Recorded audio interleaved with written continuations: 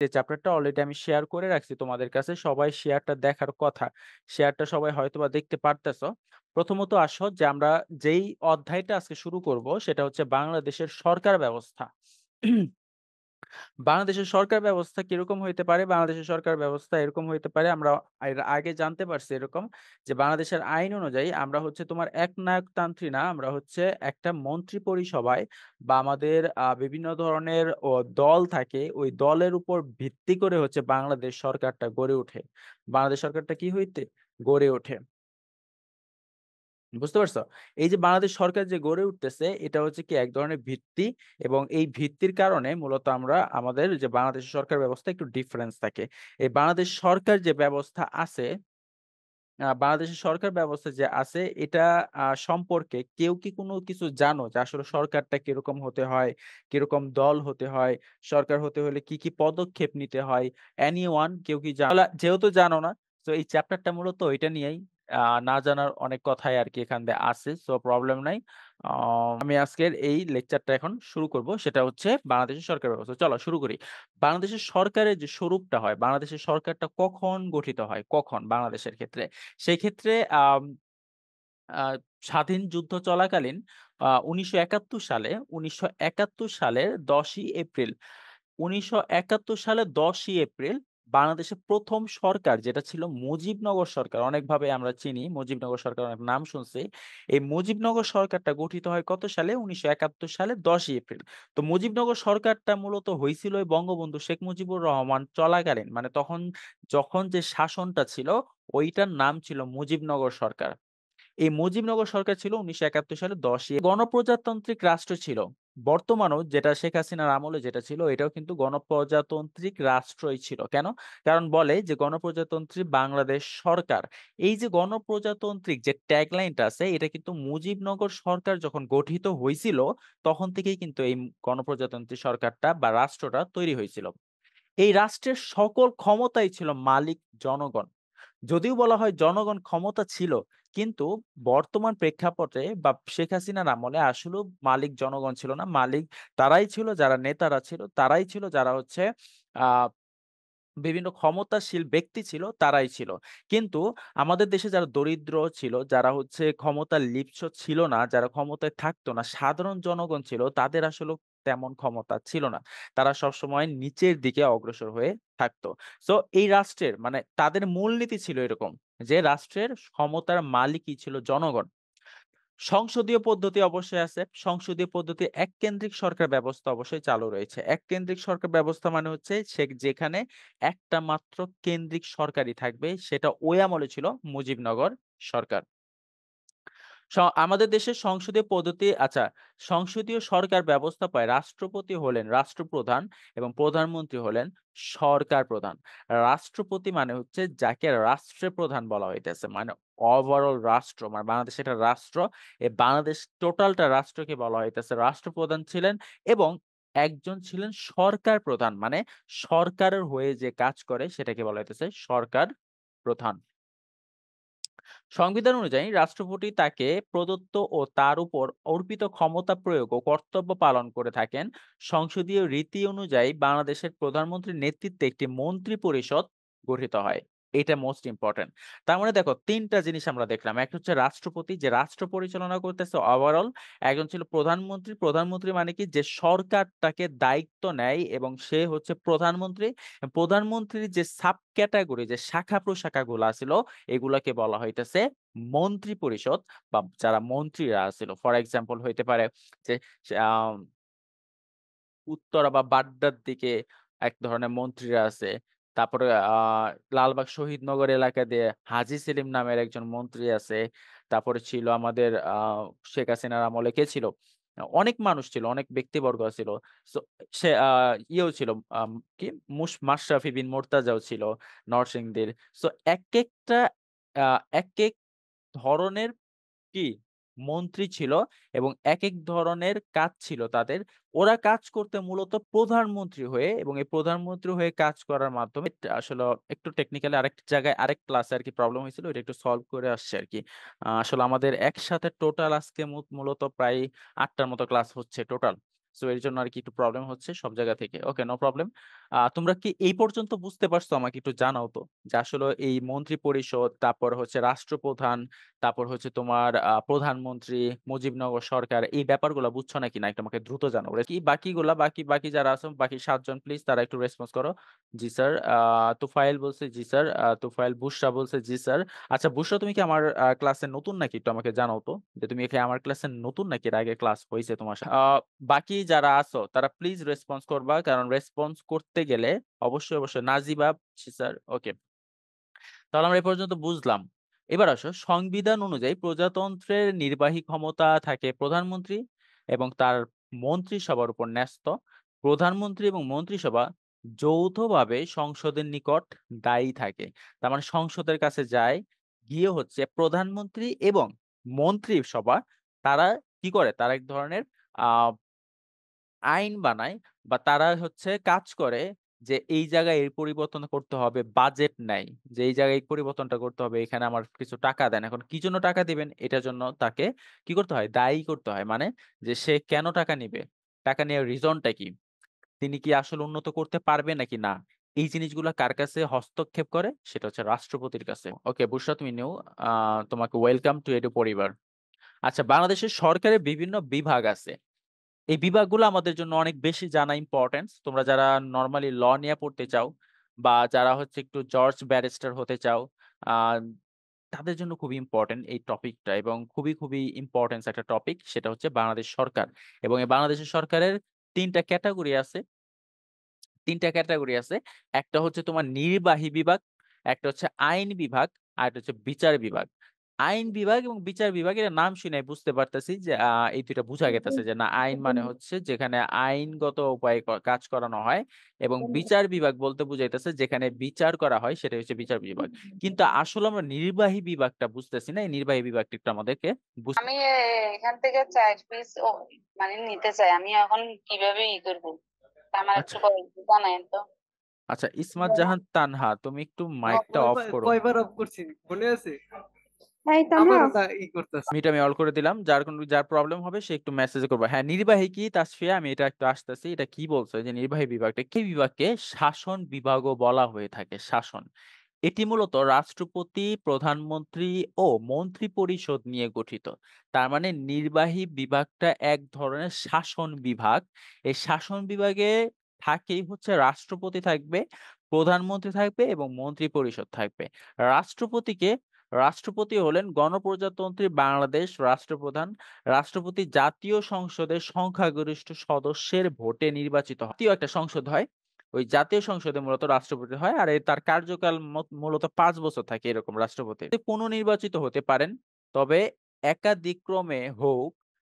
২০২৫ বাংলাদেশের সরকার ব্যবস্থায় ৫৭ বা না হোক, কোনো ব্যক্তি ২ মেয়াদের বেশি রাষ্ট্রপতি পদে অধিষ্ঠিত থাকতে পারে না। তার মানে একজন রাষ্ট্রপতি সে ২ বছর মানে ২ মেয়াদ মানে কি, যে ২ বার যদি হয় তাহলে সে ২ বারের পরে আসে রাষ্ট্রপতি থাকতে পারে না। ৫ বছর হাইয়েস্ট গেলে ১০ বছর থাকতে পারে রাষ্ট্রপতির। এটা হচ্ছে স্থায়িত্বকাল। রাষ্ট্রপতির দায়িত্ব পালনকালে তার বিরুদ্ধে আদালতে কোনো অভিযোগ আনা যায় না। তার মানে যখন রাষ্ট্রপতি দায়িত্ব পালন করতেছে, তার বিরুদ্ধে কোনো ধরনের আদালতে অভিযোগ আনা যাবে না।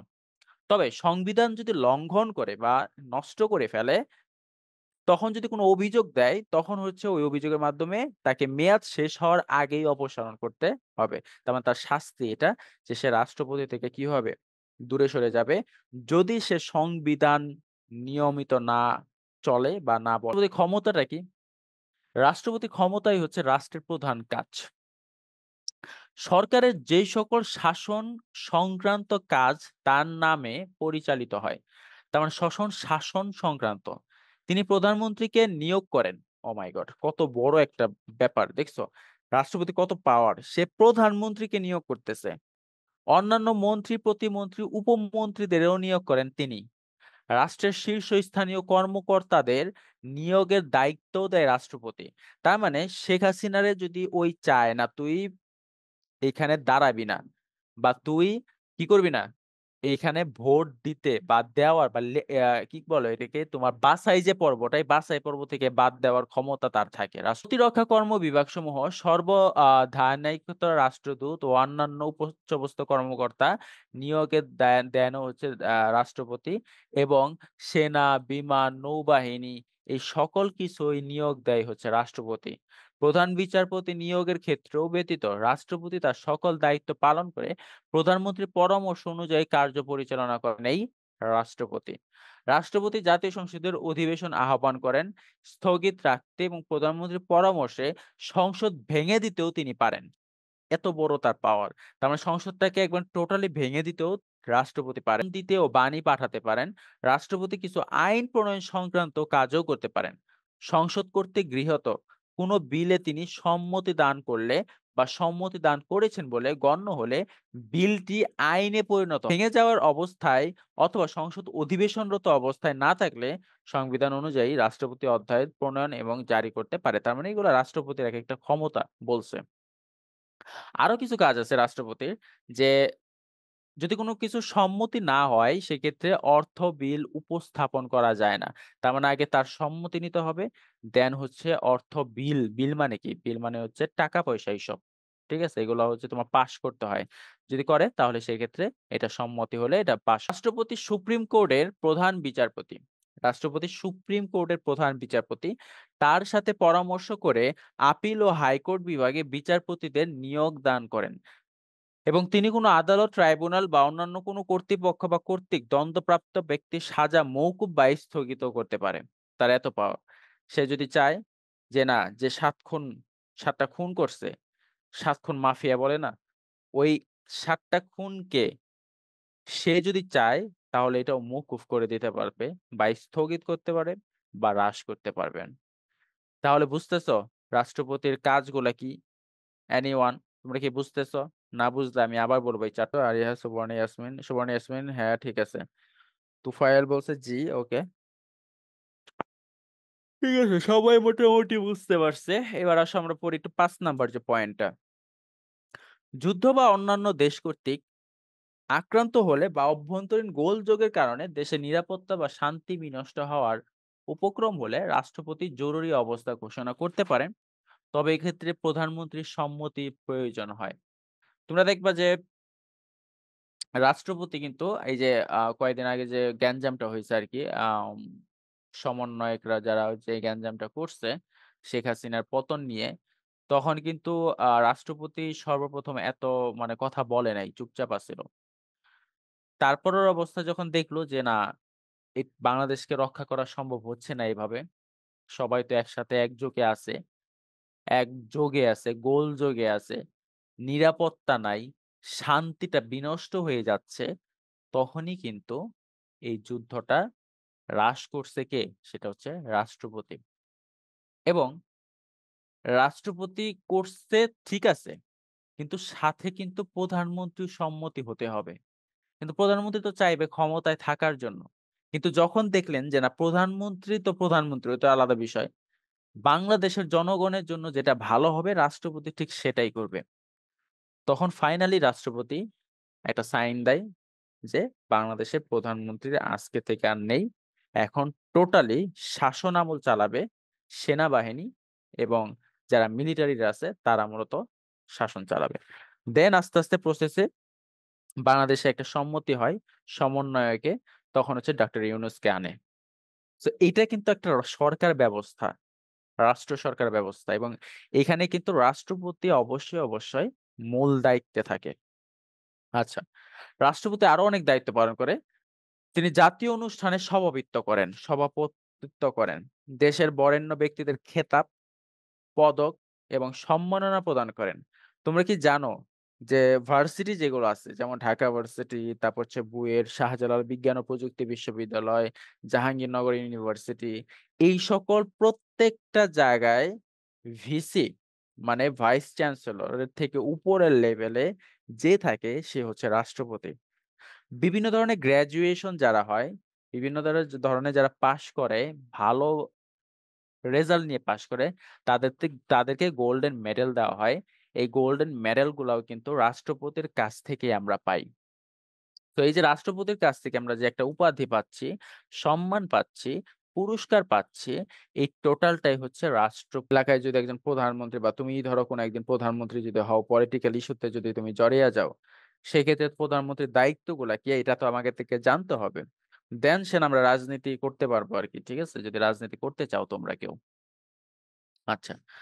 ১ম এ আসো বাংলাদেশের সংসদীয় সরকার ব্যবস্থা বিদ্যা দেশের সরকার প্রধান হলেন প্রধানমন্ত্রী। স্বাভাবিক। প্রধানমন্ত্রীর নেতৃত্বে দেশের নির্বাহী কার্যক্রম পরিচালিত হয়। ওই যে বললাম যেটাই শাসন ক্ষমতা যে চালায় আরকি, শাসন ক্ষমতা যার আছে সেটাই হচ্ছে নির্বাহী। যে সংসদ সদস্য জাতীয় সংসদের সংখ্যাগরিষ্ঠ সদস্যের আস্থাভাজন বলে রাষ্ট্রপতির কাছে প্রতীয়মান থাকে, তিনি প্রধানমন্ত্রী হিসেবে নিয়োগ দান করেন। সংবিধান মোতাবেক প্রধানমন্ত্রীর উত্তরাধিকার কার্যভার গ্রহণ না করা পর্যন্ত তিনি স্বীয় পদে বহাল থাকবেন। তার মানে যদি উত্তরাধিকার না হয় সেক্ষেত্রে সে ওইখানেই কি বহাল মানে হচ্ছে স্থির থাকবেন। সংসদের সংখ্যাগরিষ্ঠ সদস্যের সমর্থন হারালে প্রধানমন্ত্রীকে পদত্যাগ করতে হয় কিংবা সংসদ ভেঙে দেবার জন্য রাষ্ট্রপতিকে লিখিতভাবে পরামর্শ দান করতে পারে। প্রধানমন্ত্রী পদত্যাগ করলে তার মন্ত্রিসভাও ভেঙে যায়। তাই প্রধানমন্ত্রীকে সরকার স্তম্ভ বলা হয়। তার মানে কি প্রধানমন্ত্রীকে বলা হইতেছে সরকার স্তম্ভ। তার মানে যদি মন্ত্রী পরিষদে যদি বেশিরভাগই তোমার অন্য দল থাকে, তাহলে ওই দলে প্রধানমন্ত্রী থাকতে পারে না। প্রধানমন্ত্রী যদি না থাকে তাহলে ওই দল টোটালি ভেঙে যায়। ফর এক্সাম্পল কয়েকদিন আগে যেটা মানে গ্যাঞ্জাম হইছে যে প্রধানমন্ত্রী ভাগছে মানে কি পুরা দলটাই শেষ।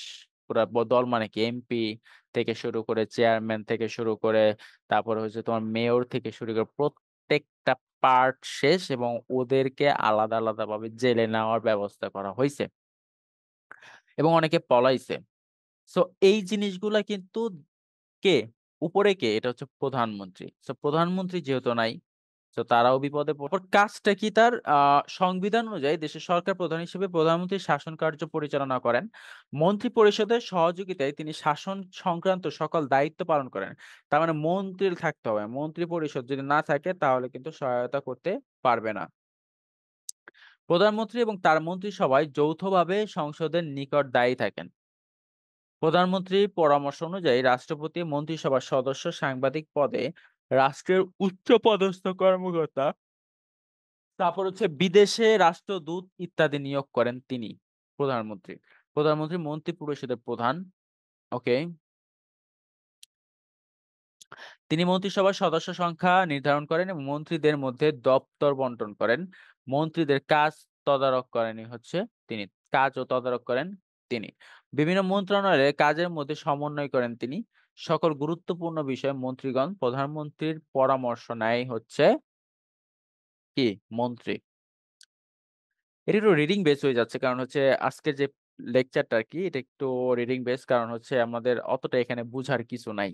জাস্ট সরকার ব্যবস্থা কিরকম কইরা হচ্ছে এটাই আরকি জানার দরকার আমাদের। ঠিক আছে? তোমরা কি সবাই একটু বোরিং হচ্ছে একটু জানাও তো। আজকে আমার নিজেরই বোরিং লাগতেছে কেন বুঝলাম না। একটু বলো তো বোরিং লাগতেছে নাকি তোমার? যদি এই কাজ বা ক্ষমতা লিখতে বলে আ তাহলে কি এই সবগুলা পয়েন্ট লিখতে হবে? ইয়েস, অবশ্যই লিখতে হবে এবং এই পয়েন্ট গুলো ইম্পোর্টেন্স। এবার পয়েন্ট গুলো আমি দিছি। ঠিক আছে? তাসফিয়া খান। আচ্ছা এনিওয়ান এই পর্যন্ত বুঝো নাই কে, কে? আমাকে একটু মাথা ব্যথা করছে। সো স্যার আমার অনেক খারাপ লাগতেছে। আচ্ছা তাসফিয়ার মাথা খারাপ লাগতেছে, খারাপ লাগতেছে। ওকে প্রবলেম নাই। আমারও আজকে খারাপ লাগতেছে। প্রবলেম নাই। কারণ অলরেডি একটা রিভিশন ক্লাস নিছি। দেন হচ্ছে আবার আরেকটা নিছি। এটা নিয়ে তোমাদের 3rd নাম্বার। আবার রাত্রে হবে 4 নাম্বার। সো একটু প্রবলেমে আছি। সো বলো, বাকি যারা আছো মোটামুটি বুঝছো তো? বুশরা তুমি বুঝছো ঠিক আছে। তুফাইল তুমি বুঝছো। ওকে, ঠিক আছে। দেন আসো আমরা একটু ৫ নাম্বার ধাপে যাই। পররাষ্ট্র বিষয়ে তিনি গুরুত্বপূর্ণ ভূমিকা পালন করেন। প্রধানমন্ত্রীর সম্মতি ছাড়া কোনো আন্তর্জাতিক চুক্তি সম্পাদিত হয় না। প্রধানমন্ত্রী ছাড়া। আন্তর্জাতিক সম্মেলন তিনি রাষ্ট্রের প্রতিনিধিত্ব করেন। দেশের জরুরি অবস্থায় প্রধানমন্ত্রী মন্ত্রিপরিষদের সিদ্ধান্ত ছাড়া যেকোনো নির্দেশ দিতে পারেন। প্রধানমন্ত্রী জাতীয় স্বার্থের রক্ষক। কারণ প্রধানমন্ত্রী হচ্ছে সব জায়গার রক্ষক। জাতীয় স্বার্থে তিনি বিভিন্ন সময় বক্তৃতা এবং বিবৃতির মাধ্যমে জনগণকে রাষ্ট্রীয় কর্মসূচি সম্পর্কে অবহিত করেন এবং জনগণের মধ্যে সংহতি রক্ষায় কাজ করেন তিনি। মন্ত্রী সংসদে কাছে জবাবদিহি করবেন। সংসদ প্রধানমন্ত্রীর প্রতি অনাস্থা ভোট প্রয়োগের মাধ্যমে জবাবদিহি চালু রাখতে পারে। এবার আসো সংসদীয় এবং রাষ্ট্রপতি শাসিত শাসন। আচ্ছা, এটা একটু রিডিং পড়ো। সেটা হচ্ছে পড়বা, এই বুশরা নামের ওই মেয়েটা পড়ো, বুশরা। কি তোমার রিডিং কেমন? নিউ ভর্তি হইছো আরকি। সো একটু তোমার রিডিংটা দেখতে চাই। ইসমাত জাহান তানহা, তুমিও নাই। জা জাহেদ হাসান এড করছি। তুমি কি আছো? যারা রেসপন্স করতেছো না তাদেরকে কিন্তু আমার খবর আছে। তারা কিন্তু পড়তেছো না। ঠিক আছে? সুবর্ণ স্যার তুলনা ১ সংসদীয় সংসদীয় পদ্ধতিতে শাসন ক্ষমতা নির্বাচিত সংসদের হাতে ন্যস্ত, যেখানে রাষ্ট্রপতি শাসিত ব্যবস্থায় এটি একজন নির্বাচিত রাষ্ট্রপতির হাতে ন্যস্ত। সংসদীয় পদ্ধতিতে জনগণের অংশগ্রহণের সুযোগ বেশি। ২ প্রধানমন্ত্রীর সংসদের কাছে জবাবদিহি করার ব্যবস্থার মাধ্যমে সংসদীয় পদ্ধতিতে মূল ক্ষমতা একজনের হাতে নয়, যা রাষ্ট্রপতি শাসিত পদ্ধতির বিপরীত। ৩ আচ্ছা, সংসদীয় সরকারের সংখ্যাগরিষ্ঠ নির্বাচিত সদস্যের দল সরকার গঠন করে, যেখানে চেক অ্যান্ড ব্যালেন্সের সুযোগ বেশি, অথচ রাষ্ট্রপতি শাসিত সরকারের রাষ্ট্রপতি নিজেই সরকার গঠন করে। ৪ তবে সংসদীয় ব্যবস্থায় সরকার শাসন ও সংসদ দুই কাজই করে, যা রাষ্ট্রপতি শাসিত ব্যবস্থায় আলাদা থাকে। ৫ সংসদীয় পদ্ধতিতে প্রধানমন্ত্রী সংসদকে ভেঙে দিতে পারে, তবে রাষ্ট্রপতি শাসনে প্রেসিডেন্ট প্রেসিডেন্ট সংসদ ভাঙতে বা নির্বাচন ডাকতে পারেন না। ওকে, ঠিক আছে। এই ৫ টা পয়েন্ট একটু তোমরা বাসায় পড়বা। এই ৫ টা পয়েন্ট আসতে পারে পরীক্ষাতে, যে সংসদীয় রাষ্ট্রপতি শাসিত শাসন ব্যবস্থার তুলনা। সো এখানে একটা জিনিস আমি তোমাদেরকে বুঝাই, সেটা হচ্ছে চেক অ্যান্ড ব্যালেন্সের সুযোগ বেশি। এই লাইনটা কি? এটা হচ্ছে সংসদীয়, দেখো সংসদীয় সরকারে যদি সংখ্যাগরিষ্ঠ নির্বাচিত সদস্যের দল সরকার গঠন করে, যেখানে চেক অ্যান্ড ব্যালেন্সের সুযোগ বেশি, অথচ রাষ্ট্রপতি শাসিত সরকার রাষ্ট্রপতি নিজেই সরকার গঠন করতে পারে। চেক অ্যান্ড ব্যালেন্স মানে এরকম যে যে ধরো প্রধানমন্ত্রীর হয়ে এরকম কয়জন আছে যারা হচ্ছে ধরো আওয়ামী লীগের, এবং কয়জন আছে তারা হচ্ছে বিএনপির। সো যদি এরকম হয় যে চেক অ্যান্ড ব্যালেন্স মানে দুই নেতার সেম ভাবে হয়ে গেছে, নেতাগুলা সেম ভাবে ভোট পাইছে, তখন মূলত রাষ্ট্রপতি এটাকে সরকার গঠন করে অন্যভাবে, নিজেই তৈরি করে এটা। বুঝতে পারছো? মন্ত্রী পরিষদ। সরকার পরিচালনার জন্য একটি মন্ত্রী পরিষদ আছে। প্রধানমন্ত্রী এর নেতা। তিনি যেরূপ সংখ্যক প্রয়োজন মনে করেন সেরূপ সংখ্যক মন্ত্রী লাগবে, প্রতিমন্ত্রী লাগবে, উপমন্ত্রী লাগবে, সবই কিন্তু কে করতেছে? সরকার করতেছে, মানে প্রধানমন্ত্রী করতেছে। মন্ত্রী পরিষদকে মন্ত্রীগণ সাধারণত সদস্যের মধ্যে থেকে নিযুক্ত হন। মন্ত্রী হচ্ছে যে সাধারণ যে সংসদ সদস্য আছে তার মধ্যেই নিযুক্ত হন। সংসদ সদস্য নির্বাচিত হওয়ার যোগ্য কিন্তু সংসদ সদস্য নন এমন ব্যক্তিও মন্ত্রী নিযুক্ত হতে পারেন। বুঝছো? সংসদ সদস্য নির্বাচিত হওয়ার যোগ্য কিন্তু সদস্য নন এমন ব্যক্তিও মন্ত্রী নিযুক্ত হতে পারেন। তবে তার সংখ্যা মন্ত্রী পরিষদের মোট সংখ্যার ১ দশমাংশ বেশি হবে না। তার মানে ১ এর অধিক বেশি হবে না। বেশি হবে না। প্রধানমন্ত্রী মন্ত্রিসভার সদস্যের মধ্যে দায়িত্ব বন্টন করেন। কে করতেছে? সেটা হচ্ছে প্রধানমন্ত্রী। কাদের কি? মন্ত্রিসভায় দায়িত্ব বন্টন করতেছে। মন্ত্রিসভায় যৌথভাবে সংসদের পয়েন্ট আছে যে আইন শৃঙ্খলা রক্ষা, অর্থনৈতিক অগ্রগতি, বৈদেশিক সম্পর্ক, বাণিজ্যিক প্রতিরক্ষা, দ্রব্যমূল্য ও খাদ্য পরিস্থিতি নিয়ন্ত্রণ করে, সবই হচ্ছে প্রধানমন্ত্রী। এবং প্রধানমন্ত্রীর যে নেতৃত্বে যে মন্ত্রী পরিষদগুলা আছে এগুলাই মূলত কন্ট্রোল করে এই ব্যাপারগুলা।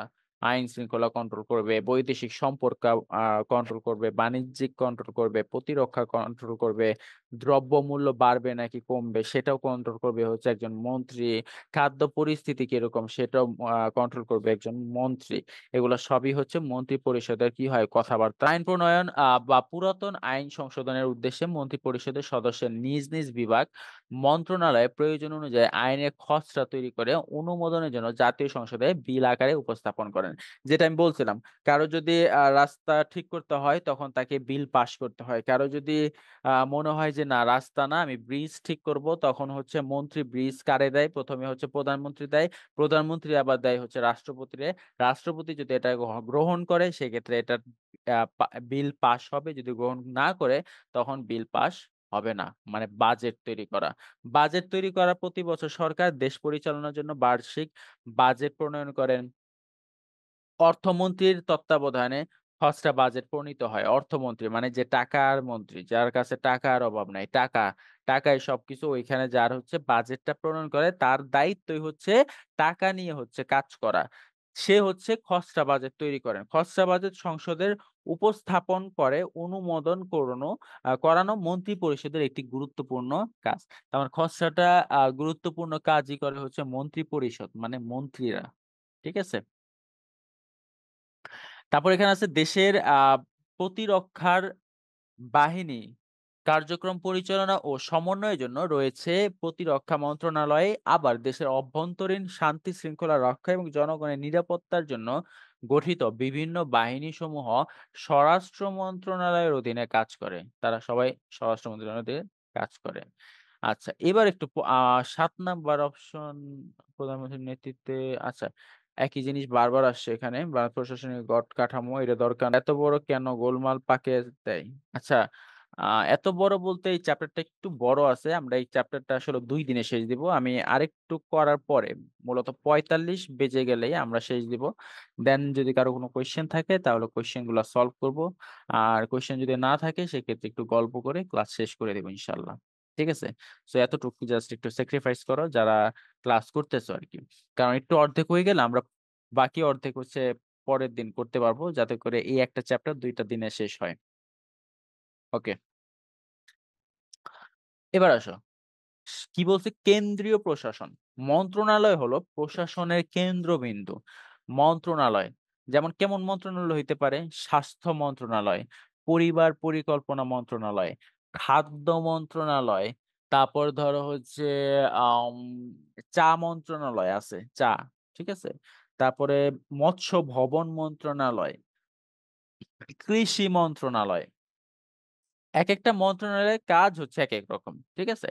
আর যেই স্থানে বিভিন্ন মন্ত্রণালয়ের অবস্থিত তা সচিবালয় নামে পরিচিত। প্রতিটি মন্ত্রণালয়ে একজন মন্ত্রীর অধীনস্থ ন্যস্ত। মন্ত্রীর প্রধান কাজ প্রকল্প প্রণয়ন এবং নীতি নির্ধারণ। তারা শুধুমাত্র উন্নত। প্রতিটি মন্ত্রণালয়ে প্রশাসনিক প্রধান হলেন হচ্ছে সচিব। সচিব হচ্ছে প্রত্যেকটা প্রশাসনিকের প্রধান। সচিব মন্ত্রণালয়ের। তিনি মন্ত্রণালয়ের দায়িত্ব পালন করেন এবং বিভিন্ন ধরনের পরামর্শ দেন। কিছু দায়িত্ব আছে সচিবালয়ে এগুলো হচ্ছে মন্ত্রী, তারপর সচিব, অতিরিক্ত সচিব, যুগ্ম সচিব, উপসচিব। মানে মন্ত্রীর পর হচ্ছে সচিব, সচিবের পর হচ্ছে অতিরিক্ত সচিব, অতিরিক্তের পরে হচ্ছে যুগ্ম সচিব, যুগ্ম সচিবের পরে হচ্ছে উপসচিব, উপসচিবের পর সিনিয়র সহকারী সচিব, সিনিয়র সহকারী সচিবের পর সহকারী সচিব, তারপরে আছে প্রশাসনিক কর্মকর্তা। দেখো কতগুলা শৃঙ্খল। ১ম এ মন্ত্রী, তারপর থাকতে হবে সচিব, তারপরের ধাপে, তারপর অতিরিক্ত সচিব, তারপরে যুগ্ম সচিব, তারপর উপসচিব, সিনিয়র সহকারী সচিব, সহকারী সচিব, প্রশাসনিক কর্মকর্তা। প্রশাসনিক কর্মকর্তা মানে যারা হচ্ছে নরমালি কাজ করে। যেমন ধরো একজন সরকারি যারা দারোয়ান ওরাও কিন্তু প্রশাসনিক কর্মকর্তা। বলতে পারে যে না আমরা সরকারি কাজ করি বা সরকারি চাকরি পাইছি সরকারি। ঠিক আছে? সো এই সরকারি চাকরি পাওয়া অনেকেই বলে যে এটা একটা হরিণ পাওয়ার মতো সমান আরকি। সো সেক্ষেত্রে দেখা গেছে যে আসলেও এরকম একটু টাফ সরকারি চাকরি পাওয়া। কারণ সরকারি চাকরি পেতে হইলে অবশ্যই তোমাকে কঠোর হতে হবে, পরিশ্রম করতে হবে এবং পরিশ্রম যত তুমি করবা তত সরকারি চাকরি পাওয়ার চান্স বেশি থাকে। এবং ওই সরকারি চাকরি যখন তুমি পেয়ে যাবা, তখন তুমি লাস্ট ধাপ তুমি হয় পূরণ করলা। এই যে এই ধাপটা। তুমি যদি প্রশাসনিক কর্মকর্তা থেকে সহকারী সচিবে যাইতে চাও, তাহলে তোমার একটা ধাপ উপরে যাইতে হবে এবং পরিশ্রমটা তার থেকেও বেশি করতে হবে। এবং আস্তে যদি এই নিচের থেকে যদি উপরে ধাপে যেতে চাও, তখন কিন্তু তোমার আগে সরকারি চাকরিটা পেতে হবে। দেন হচ্ছে তুমি আস্তে, আস্তে উপরের দিকে যেতে পারবা। তো এতটুকু তোমরা বুঝতে পারছো। আমরা একটু দেখব যে অতিরিক্ত সচিব মন্ত্রণালয়ের অতিরিক্ত যে সচিব আছে সেটা মন্ত্রণালয়ের ২য় প্রধান প্রশাসনিক কর্মকর্তা। দেখো এটা হচ্ছে ২য়। তিনি সচিবকে বিভিন্ন দায়িত্ব পালনে সহায়তা করেন। সচিবকে বিভিন্ন দায়িত্ব পালনে সহায়তা করেন। তিনি মন্ত্রণালয়ের সচিব না থাকলে তিনি সচিবের দায়িত্ব পালন করেন। যদি মন্ত্রণালয়ের সচিব যদি না থাকে সেক্ষেত্রে সচিবের দায়িত্বই তিনি পালন করেন। মন্ত্রণালয়ের প্রতিটি অনুবিভাগের জন্য একজন করে যুগ্ম সচিব থাকে। তিনি সচিবকে বিভিন্ন কাজে সহায়তা করে। মন্ত্রণালয়ের কর্মচারী এবং অফিসার ব্যবস্থাপনার দায়িত্ব পালন করেন। মন্ত্রণালয়ের এক বা একাধিক শাখার দায়িত্ব থাকেন একজন উপসচিবের। তিনি বিভিন্ন বিষয়ে নীতি নির্ধারণ, যুগ্ম সচিব এবং অতিরিক্ত সচিবকে পরামর্শ দেন এবং সহযোগিতা করেন। তার মানে এগুলো একেকজন একেক ধরনের কাজ করে এবং কেউ যদি না থাকে ওইটার অনুপস্থিতিতে তারা অনেক ধরনের কাজ করে থাকে। এই সচিব, যুগ্ম সচিব, তারপর হচ্ছে তোমার উপসচিব, সহকারী সচিব এবং লাস্ট অফ অল প্রশাসনিক কর্মকর্তা। এবার লাস্ট ওয়ান, আমরা এটা পড়ে হচ্ছে শেষ দিব আজকের টপিকটা। বিভাগীয়। আমরা জানি যে বাংলাদেশে বিভাগ আছে ৮টা। প্রতিটি বিভাগের প্রশাসনিক প্রধান হলেন একজন বিভাগীয় কমিশনার। কমিশনার বলেন না যে কমিশনার। কেন্দ্রের প্রতিনিধি হিসেবে তিনি বিভাগের প্রধান প্রশাসনিক কর্মকর্তা দায়িত্ব পালন করেন। তিনি তার কাজের জন্য কেন্দ্রের নিকট দায়ী থাকেন। বিভাগীয় কমিশনার জেলা প্রশাসনের কাজ তদারক করেন। কাজটারে তখন দেখভাল করেন, তদারক। বিভাগের উন্নয়নমূলক কাজ বাস্তবায়ন এবং তত্ত্বাবধান করেন হচ্ছে তিনি। কে? সেটা হচ্ছে কি এখানে দেওয়া আছে হচ্ছে কমিশনার। ভূমি রাজস্ব আদায়ের ব্যবস্থা করেন ও খাস জমির তদারক করেন। বিভাগে ক্রীড়া উন্নয়ন, শিল্পকলা, সাহিত্য ও সংস্কৃতির যে উন্নয়নটা ঘটায় তিনি মূলত আমাদের আর কেউ নয়, সে হচ্ছে আমাদের কমিশনার। জনকল্যাণ এবং সেবামূলক কাজ পরিচালনা করেন কে? সে হচ্ছে কমিশনার। প্রাকৃতিক দুর্যোগ ক্ষতিগ্রস্তের সাহায্য এবং পুনর্বাসের ব্যবস্থা করেনও হচ্ছে কমিশনার। জেলা প্রশাসনের মাঠ এবং স্থানীয় প্রশাসনের একটি গুরুত্বপূর্ণ স্তর। এর প্রধান নির্বাহী কর্মকর্তা হলেন জেলা প্রশাসক। দেশের সব জেলায় একজন করে জেলা প্রশাসক আছে। সকল জেলা। তাকে কেন্দ্র করে জেলার সকল সরকারি কাজ পরিচালিত হয়। যেমন প্রশাসনিক কাজ, রাজস্ব কাজ, আইন শৃঙ্খলা উন্নয়ন, স্থানীয়। তো এই পয়েন্টগুলা নেক্সট ক্লাসে ইনশাআল্লাহ আমরা আলোচনা করব। ঠিক আছে? নেক্সট ক্লাসে। তো তোমরা বলো আজকে এবং পরবর্তী ক্লাসের জন্য যদি থাকে সবাইকে স্বাগতম ওই ক্লাসে যদি থাকে। আর না থাকলে কালকে আবার দেখা হবে ইনশাআল্লাহ। ঠিক আছে? তাহলে আসসালামু ভালো আলাইকুম থাকো, স্যার। সুস্থ থাকো। আসসালামু আলাইকুম।